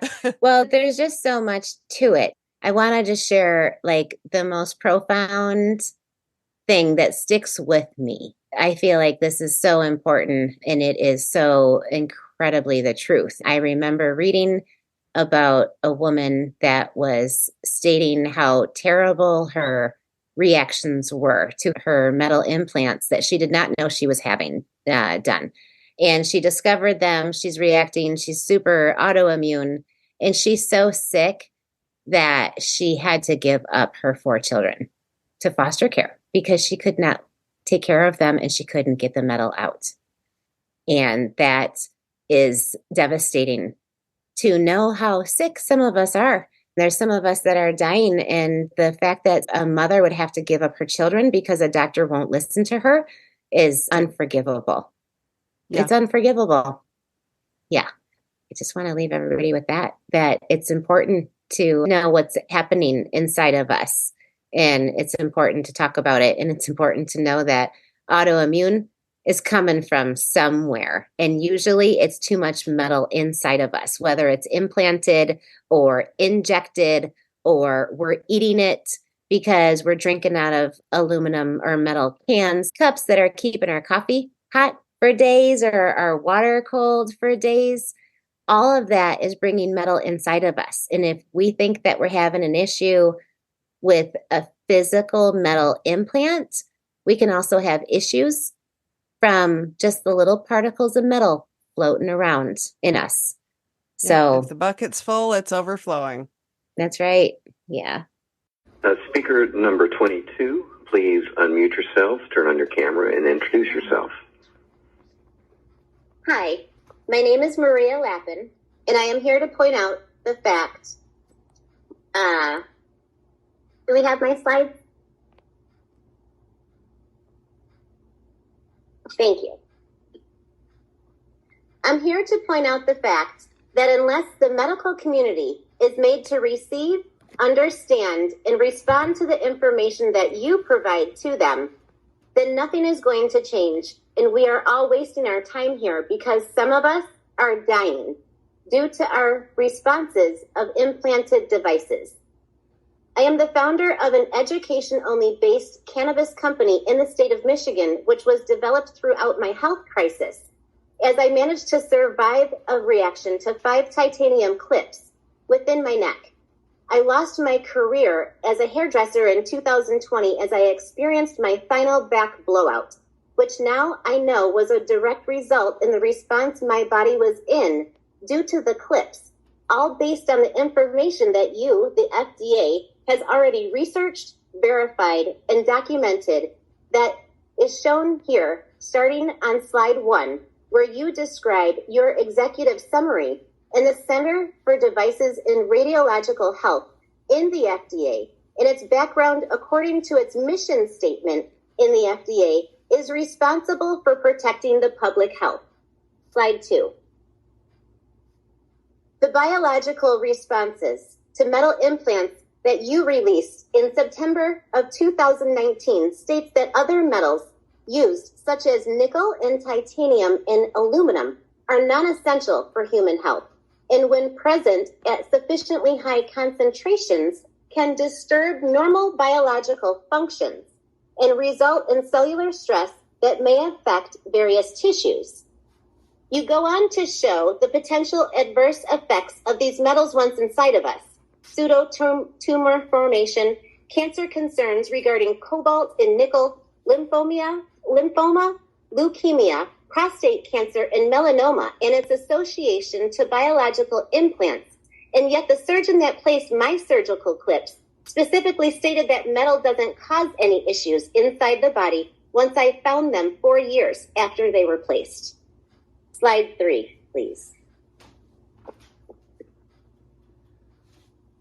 Here we see mutations in other types of DNA damage and cancer potential that can be associated with biological implants. The corrosion of metallic implants may potentially increase the genotoxicity and carcinogenic risk. My surgeon was Dr. George Yu from Carmano's Cancer Institute in Detroit, Michigan, and he is a head and neck surgical oncologist and a professor in the departments of otolaryngology, head and neck surgery at Wayne State University and Carmano's Cancer Center. If he would not listen to my concerns, then how can he relay the information back to you, the FDA, that there are reactions happening? If your documentation states that you are responsible, how do you force him to allow you to uphold that statement? I would like to know exactly who's responsible for the 7 biopsies that I had on the tip of my nose after the titanium clips were placed in my neck, because 5 of those biopsies were in and after 2019, which leads me to my next slide, 4. Titled, "The Statement from the FDA Commissioner and Director," released March 15th of 2019.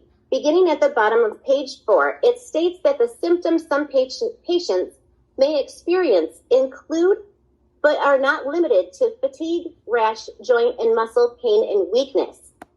Although uncommon and varied, these symptoms may share common underlying immune inflammatory pathways and mimic well more established inflammatory conditions such as mine. Please go on to slide 5. The titanium clips were placed in 2013 on both sides of my face, as you see in the x-ray. I was not included in my healthcare plan, possibly because surgical clips fall under the standard of care, and the medical community does not feel that their patients need to know everything that surgeons do to them once asleep, as my surgeon, Dr. George Yu, stated. I bring this to your attention because not only is he a professor, but a research educator, a chief medical officer, a physician-in-chief, and the director of clinical affairs at the Carmano's Cancer Institute. I was not tested for metal allergies, nor told about the clips deemed by you, the FDA, to be inert, but also to the nickel that is within the metal, as well as other alloys. Again, you state that you're responsible for all biological implants. You also state that certain metals can bring forth negative health responses, yet you are not holding the medical community accountable for receiving the information that you develop and release.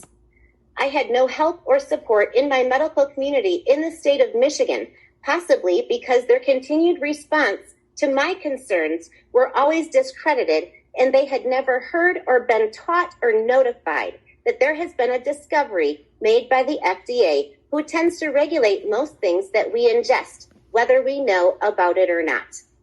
I found a surgeon in Massachusetts that graciously saved my life by removing the 5 titanium clips May 31st, 2023, exactly 10 years in 1 day after they were placed in, since Dr. George Yu and the Carmano Center in Detroit stated that they will not address my clips and to go elsewhere, as you can see in the letter on my presentation. Slide 6, please. Look at my nose. It is healed.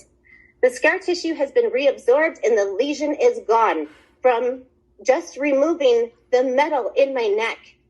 Please take a look at what it cost me. And this is just over the past 2 years. Maria, I'm going to have to ask you to wrap it up. Sorry. Look at what it costs for the FDA to not communicate with the medical community and hold them accountable. Please connect your dots. You have all the information. You need to apply it. Thank you. Thank you. Well, I'm so grateful that you took the time to come on. We have to ask, if you come on the Heavily Metal podcast, and you don't know this, so this is going to be a blindside question, but if you come on the Heavily Metal podcast, you have to say who your favorite heavy metal band is and your favorite heavy metal song. I did notice that you asked somebody else. So it's so funny because, I mean, is Led Zeppelin even considered heavy metal? I think so, absolutely. So definitely, hands down, it would be Robert Plant and Led Zeppelin for sure. And I can't give you one because they're all my favorite. Yeah, every single song, every single album, all of it. I love Led Zeppelin. As a matter of fact, no secret to a lot of people that I used to work with all the 80s hair bands, and a lot of them are friends of mine. I never got any autographs and I didn't get many pictures. That just wasn't what you did because that's what everybody else did. But I got Jimmy Page's autograph. That was the only one I've ever gotten in my entire life. Now, I have no idea where it is. It's probably worth a fortune, but maybe not. Yeah. I have Jimmy Page's autograph somewhere. Oh, that's fantastic. Yeah. Yeah. They were great. Yes. I don't know any of those guys, unfortunately, but yeah, they are super classic. Well, thank you, Maria, for coming on. I am super, super grateful that you took the time to come and share your story. This FDA testimony that you've given, way to go. This conversation with your doctor, extremely eye-opening and definitely representative of what so many of us have had to tragically deal with. And it's these stories like yours that are going to create massive change out there in the industry. Where can people find you? It will be in the show notes, but tell people where they can find you. I can be found through my website at canaconsultyou.com. I'm on Facebook and Instagram, but honestly, just going to the website and reaching me through there. We will put all the other links in the show notes. I talked a little bit with Maria, asking her if she was tested for metal hypersensitivity prior to her surgeries, and she was not. If you are new here, you may or may not know that I have a petition on the heavilymetalled.com website, and I will put a link in the show notes as well, that you can sign to urge your medical provider, your hospital and medical facilities to pre-screen patients for metal hypersensitivity. It's a very well-written petition that has scientifically backed evidence in it.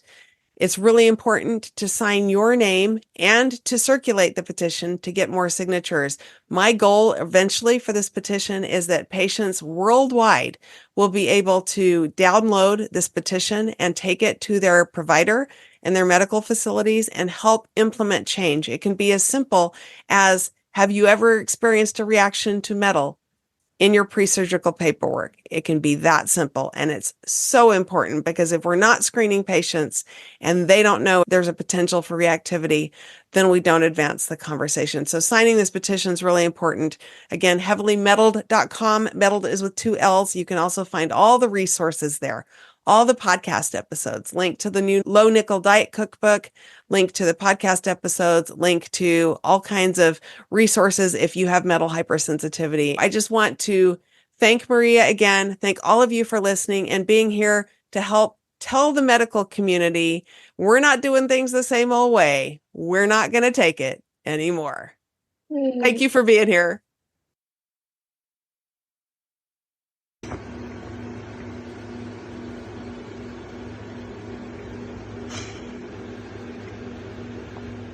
It's flattening out.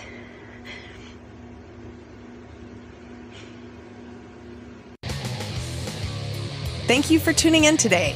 Please don't forget to follow me on social media and to like, share, and subscribe. My primary mission is reaching out to others who may be suffering from hypersensitivity reactions to metal implants and pointing them to resources that can assist with hope, help, and healing. If you know someone that suffers from a chronic illness, you might ask if they have any implanted metal hardware and if they've ever had a reaction to jewelry or metals of any kind. Might not even be on their radar. Visit us at heavilymetalled.com where you can find images and documentation relating to our show today. as well as a number of valuable resources and links to assist you on your own personal healing journey. Until next time, keep on rocking.